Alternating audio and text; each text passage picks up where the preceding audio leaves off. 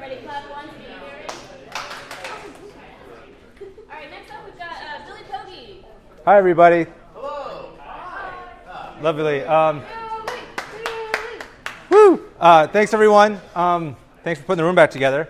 We're going to get this started because I know how late it is, and if you have families like myself, then I know you want to get back to them. Hello, I'm Billy Poggi. We've gone over this. Don't worry, it's going to be great, okay? So if you're a little nervous like I am, it's going to be good. So what we're here for, I want to say first thanks first to the community, again, for letting me speak. And then thanks to the team supporting. So I know that's the sponsors. I know that's you guys who are doing the work. And then also thanks to you. So without you, there'd be no meetup. So that's the big deal.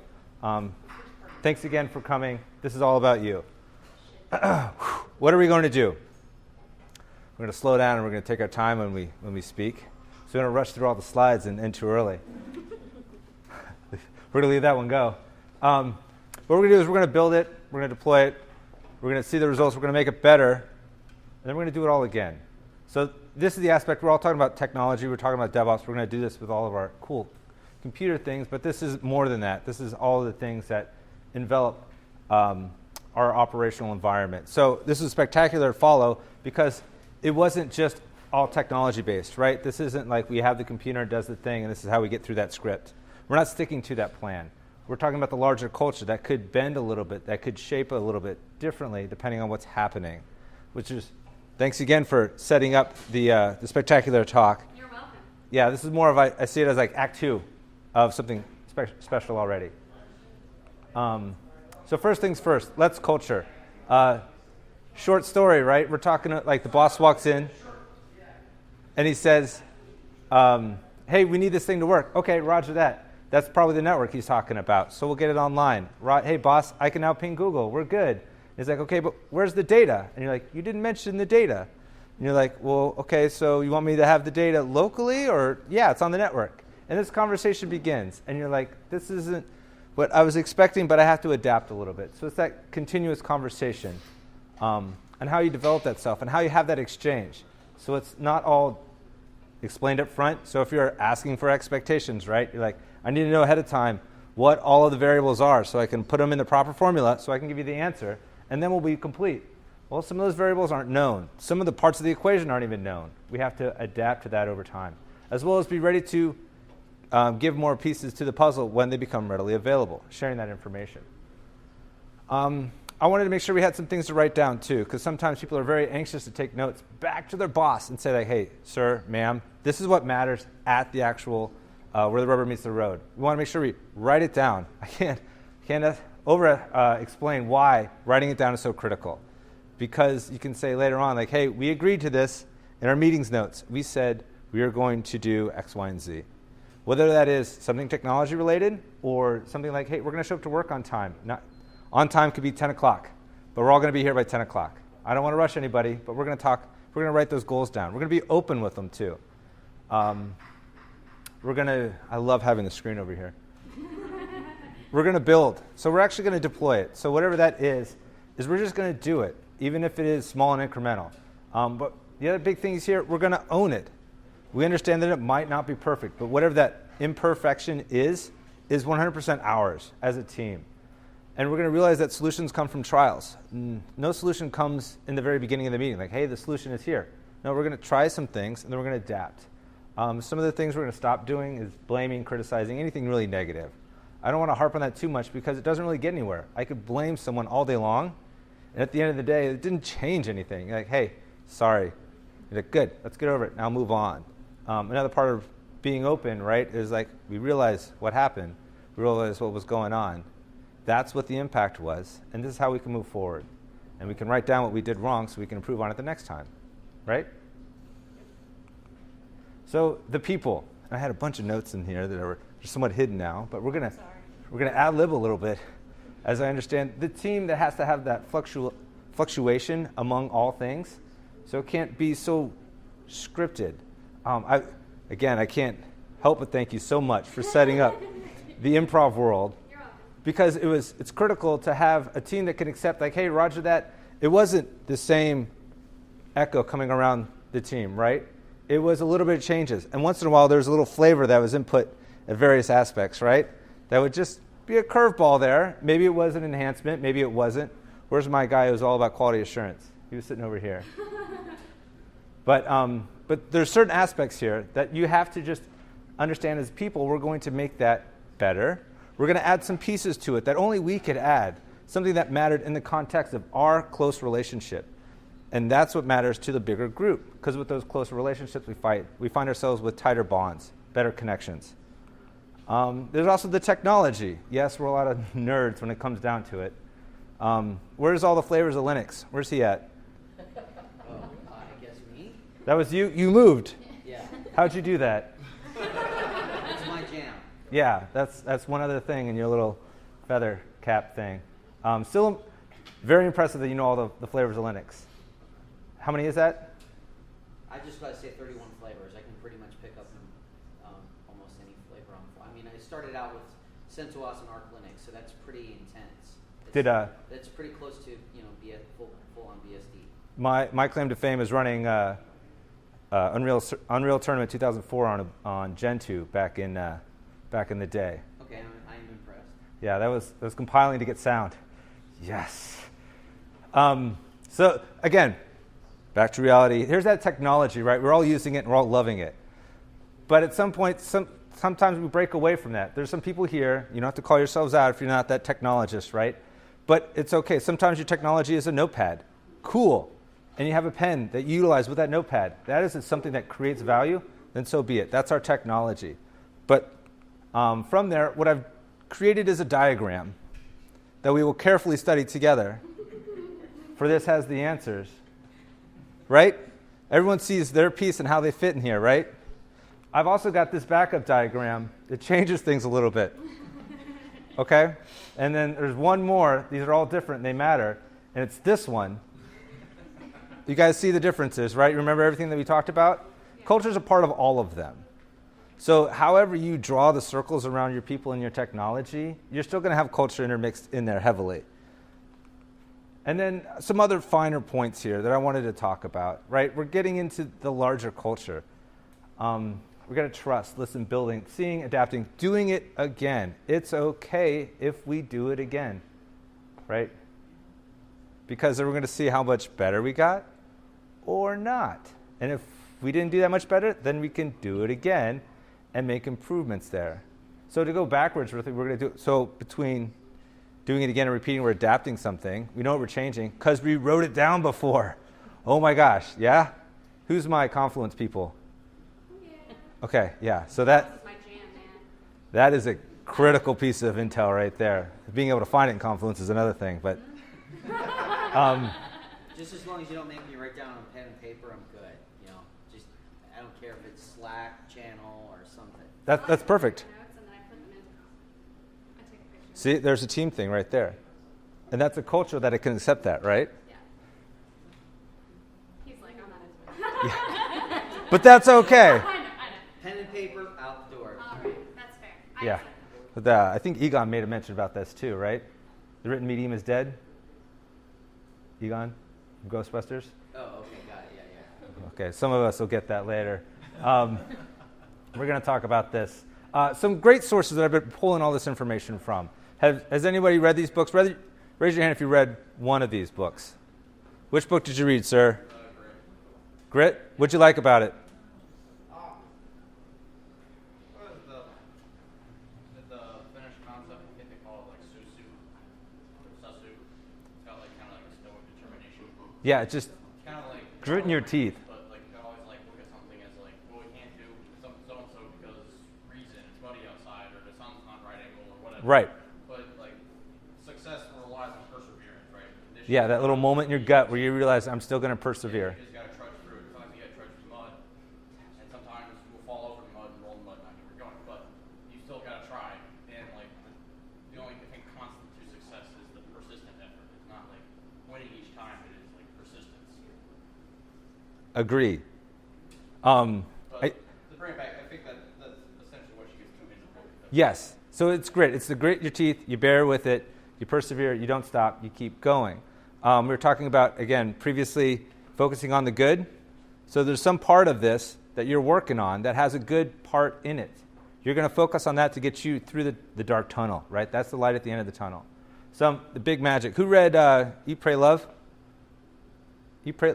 One person. Oh, wait, we've heard of the book, right? Watch the movie. Okay, there we go. All right. So same person wrote this book here. In here, she's talking about sometimes inspiration comes to you. You don't know why, but it just hits you on the forehead one day. And if you don't do something with it, then it's going to leave you.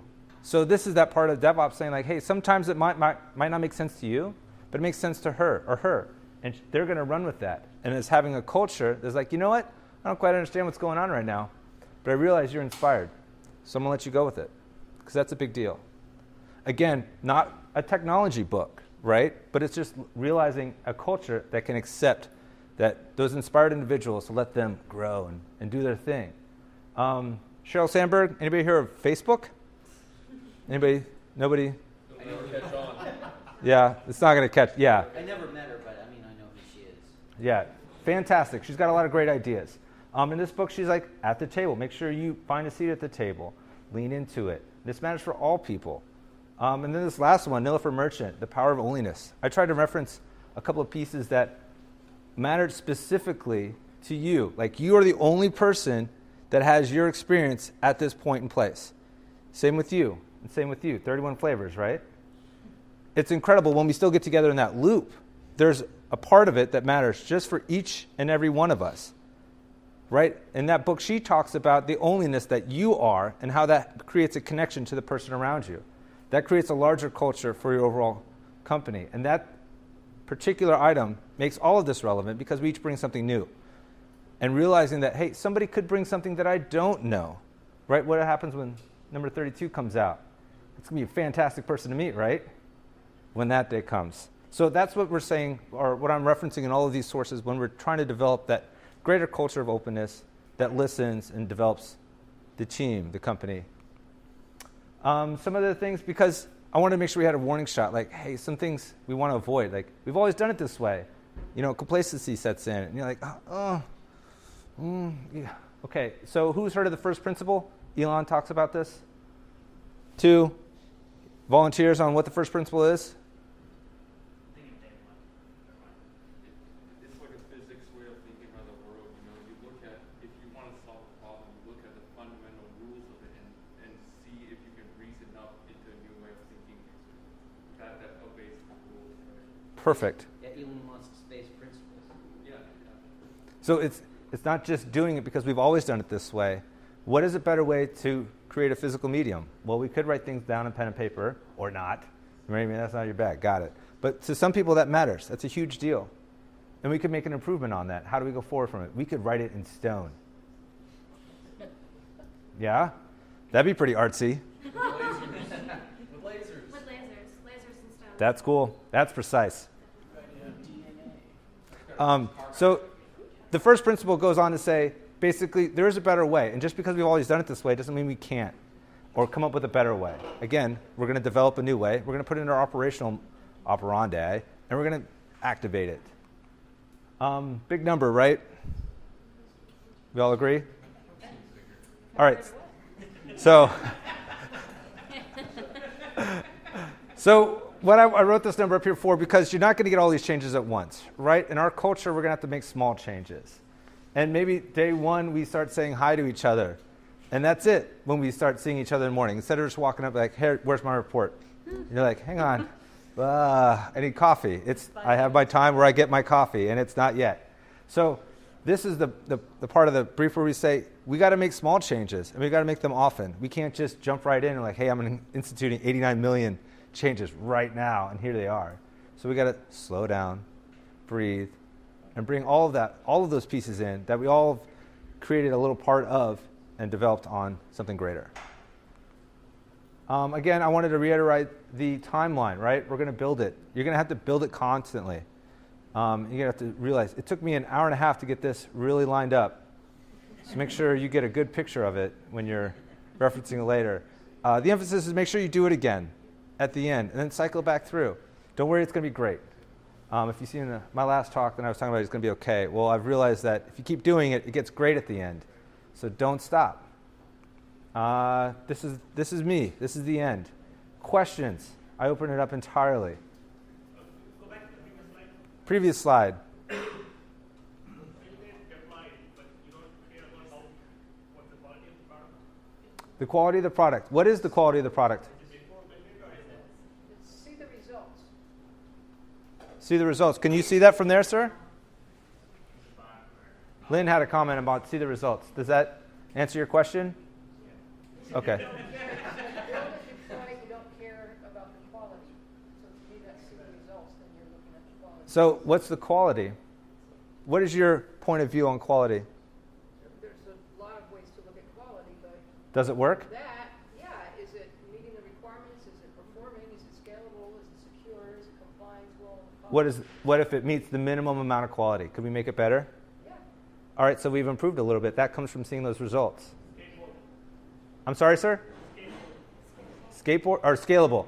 You did say skateboard. First thing you want to build is you want to have a vertical solution, right? Build a skateboard, and then you build a car on top of it. Okay, so I remember the other analogy. One of those is a scooter, right? And then the other one's got 2 wheels, and it's got 4 wheels. And you realize like the guy wanted a boat in the end. You're like, whoa, I was way off. But we should have discovered that way back when he was building the scooter or the skateboard. So that was the input. But again, see the results. And the quicker you can get to seeing the results from you deploy it, that's a big deal. I only have to say it really depends on how customer facing you are. I mean, people are getting a little frustrated with Apple's new method of only incremental upgrades at a time now. When they're used to just quantum leaps, and now it's just incremental upgrades. Yeah, what's that? You have to reference it at a tech talk, Moore's Law. Does that get in here? Yeah, a little bit of that. I think it's a sign of Apple's maturity more than anything else. Well, there's that part of it too. But who's your customer? Who's Apple's customer? Well, Is it us? yeah, Is it us as independent buyers, or is it us as stockholders? independent buyers. So who benefits more from this deeper discussion? I would just say the general public would, not directly, but indirectly benefit from this. Because in a way, we can, we're DevOps. Our job is to generate this wonderful buzzword called ephemeralization. Do more and more with less and less until we can almost do everything with nothing. Precisely. Right. So, by taking your model up there and continually creating ephemeralization and streamlining the process, making things more efficient, then yes, ultimately at the end of the day, the Joe Schmo that doesn't even know what Java is will benefit. Agreed. Right? Okay. Check. Okay. Just want to make sure we settle that one. Other comments, questions? Sir? What happens if you're in like a culture that's just very toxic, Oh, yeah. Yeah. You got to take your heart and you just got to I'm going to give it my best attitude today, no matter what. And that's you got to live and believe that right here in the middle, and you just your warmest core.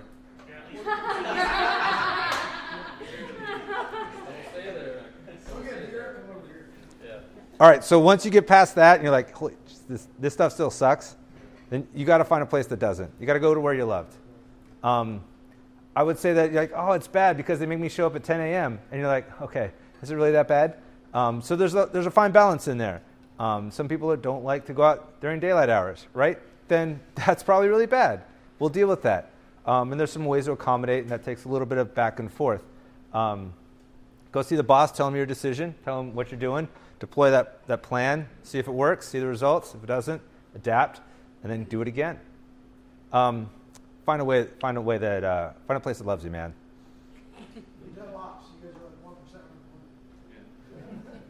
Yes. I think something I would add to your timeline that may answer the question of the toxic environment too is think about the who in the building.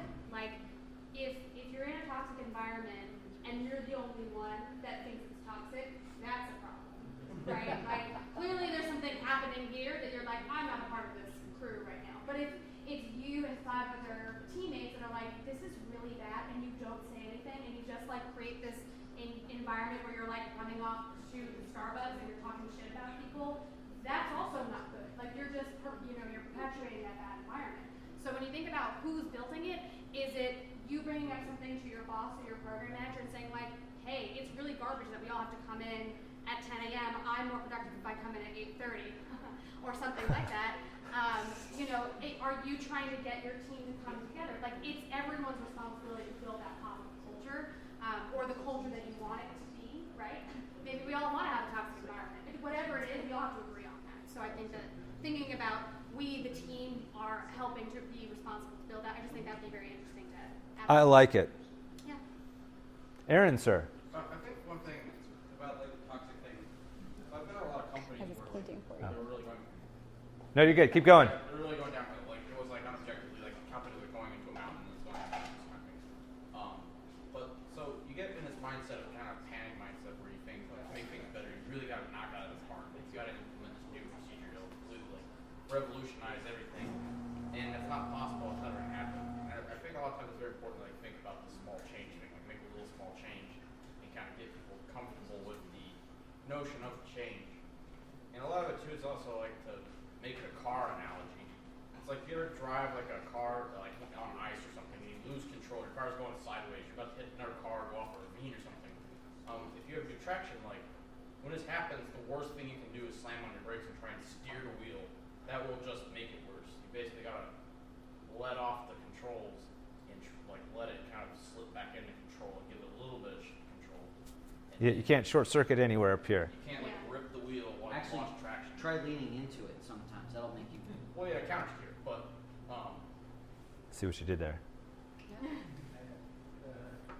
+1. Let's hit Cheryl on Twitter. Right, yeah. I guess point, like sometimes even when things are dire, this whole kind of thing, I gotta really like knock it out of the park, or I gotta make this absurd maneuver organizationally. Yeah, you haven't gone off the ravine yet. You still got to sit, wait, and see it out for just a second. Hang on. It's going to be great because you're going to get back into traction and you're going to keep going. A little bit. Be patient and delicate. Yep. Like, hey guys, let's try it at 10:05 instead. Yeah. Let's see how Yep. everyone feels. Let's see. Yeah, I like that. This guy going places. Sir. I was just going to mention that a lot of times cultural change happens from the top. It happens from at least whatever level of leadership you're in. You have to promote that and live by that, by example, and in order to make it flow through the organization. Where we are at Blackstone, with our crazy ladies, they're purposefully doing that, and our CEO even today posted a blog on LinkedIn that was about that, about culture shift and culture change and that kind of thing. But he was saying a lot of things you're talking about, and all that, but being transparent, leading by example. That's where a lot of that, can flow through. So if you're in any kind of position that you can lead, that you can show by example. That's Yeah, and it is infectious. It only takes a second one, right? What'd you call me? It's a Sasquatch. Questions, comments? I want to make sure we get out of here. Sir in the back. Like on the flip side, the culture there is pretty great. Like you find yourself in some sort of like latency in the sense of like just the stack isn't changing, or you're doing the same amount of tasks every day out. Like You're not getting challenged. Sure. So how do you find the new challenge, right? How do you push yourself a little bit further? Well, you're going to have to find a path. I honestly don't know the context in which you're speaking from. Okay, hypothetical, like I'm stuck. I can't, I've hit all my walls, right? I hit my ceiling. I'm standing on some solid stuff, but I can't go left or right because my team's so big and the company's not growing in the direction I want to go. I have a great story about this. A friend of mine, he was working at a movie company, right? If you saw Kung Fu Panda, right after they show the director, and it's one of those, he's like one of the names. Before they do all of the names, he's one of those names. And I'm like, dude, you got a pretty sweet gig. That's really cool. He's like, yeah, I want to do more technology. I don't want to work with artists so much anymore. So he found himself in that situation where he's kind of like, I hit my walls technology-wise. I can't go anywhere here because I'm now surrounded by artists. So he moved on, and he found a place that was more technology-driven. And that lined up more with his stuff, even though he doesn't get his name in a movie anymore, but he's happier now. So in that way, I would say to you, sir, find the better spot. Find where you're good. This guy, he's looking for jobs, right? I'm hiring. Yeah, there you go. So I don't know if you know this. He's Hiring, by the way. there we go. Alexa's also hiring. I don't know Sir. why- So first, I have one comment about the culture that you mentioned. I joined a company like 3 years ago, totally different culture. Like 1.5 years ago, dynamics completely changed, and then now government contracting, contracting pressures and some contracts they lost, and now the culture is totally like firefighting mode. Like that is changing as people leave, and as a customer change the pressures. Just like we saw with Melanie's loop, right? Her circle of circleness. So with that, there is a little bit of change with everyone's input, right? We talked about our onlyness along the way. That all matters, and it's changed as more pieces are added and removed. And so it's up to us, who are part of the circle, to make sure we add the most we can add from our point of view. So maybe that is winning more government contracts, or taking our stuff to the public sector or the private sector and making the sales there so we don't have to rely on these weird contracts anymore. Or it's just being positive at work when, the PC low letter comes up. You're like, oh man, no big deal. And that's how you win that small little battle every day. You mean I can't take the printer out to the backyard and baseball bat? There's that option. Or you just, who uses physical media anyways? I don't know. You're not that guy, are you? That's what I thought. Sir, is that okay? Just trying to, whatever you were saying, is exactly what's happening in the company. I see cases. So if you can recognize it, then you can see where it's coming in the circle. So where you're at relative, you're over here with me, right? You know that it's right over there and it's coming back this way, or it's coming back this way. And when that change happens to you, you can be like, hey, boom, here's my input. This is how we're going to make it better. Heads up, Victoria, here it comes. And then that's your input, how you're creating that welcoming space, that positive influence, which will take only one more, and you can keep going. Thumbs up, right? Questions, comments, concerns? Man, it's late. I want to make sure you guys get out of here. Thank you, everyone, for coming. Again, I can't thank you enough.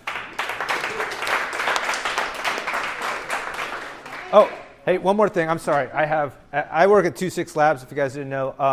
I have to give a shout out to my coworker, Melissa. She's given a talk on, it's really complicated, slowly going down, a machine intelligence approach to low volume DDoS attack. It's machine learning. It's really a cool, bunch of cool stuff. That sounds cool. Yeah, I mean, I really have to read it slow because it's really big. So anyway, she's giving a talk here at this stuff. So if you want to see more about 26 Labs, here's Melissa's talk. Yeah. All right. Great. Thank you, Billy. Thank you.